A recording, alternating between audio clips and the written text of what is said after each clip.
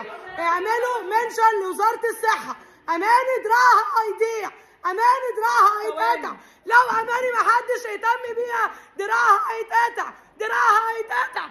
كل أصحابي البلوجر، كل أصحابي خدوا الفيديو ده عندكم، خدوا الفيديو ده عندكم وشيروه، لازم صوتي يوصل.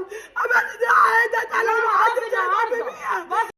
الفيديو اللي معانا النهارده هنشوف استغاثة أحلام أخت أماني بعد الحادثة، وبعد ما عملت عملية في دراعها، فبتستغيث إنها بتطالب وزارة الصحة تيجي تحقق مع دكاترة وتمريض القصر العيني إنهم مش مهتمين بحالة أختها أماني. تعالوا نشوف أحلام بتستغيث وبتطالب وزارة الصحة بإيه. احنا دلوقتي في القصر العيني. انتوا عارفين ان اماني من ساعه ما عملت الحادثه جينا بيها على القصر العيني. ليه جيتوا على القصر العيني؟ عشان قالوا هنا كل الاستشاريين المختصين لاماني في اي حاله وحالتها، تجميل، اوعيه، عظام، اي مستشفى جامعي. ما رضوش يحركونا من اسكندريه غير لما نيجي مستشفى جامعي، يا القصر العيني يا مستشفى اسكندريه الجامعي. جينا طبعا القصر العيني عشان هي اقرب لينا، وهي في نفس الوقت القصر العيني. فجينا من ساعه ما جينا. اماني انتوا عارفين ان هي عامله عمليه بقالها 3 ايام، 3 ايام عامله عمليه من ساعه ما قلت لكم من اول امبارح الساعه 1 الظهر.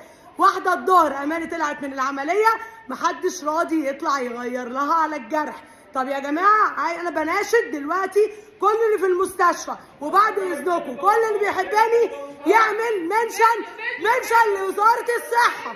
اعملوا منشن لوزاره الصحه. اماني دراعها هيضيع، اماني دراعها هيتقطع. لو اماني محدش يهتم بيها دراعها هيتقطع، دراعها هيتقطع.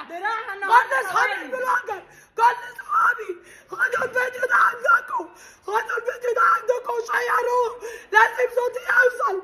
اماني دراعها هيتقطع لو محدش يهتم بيها. دراعها باظ. الدكتوره جت رمت الشاش في وشها ومشيت.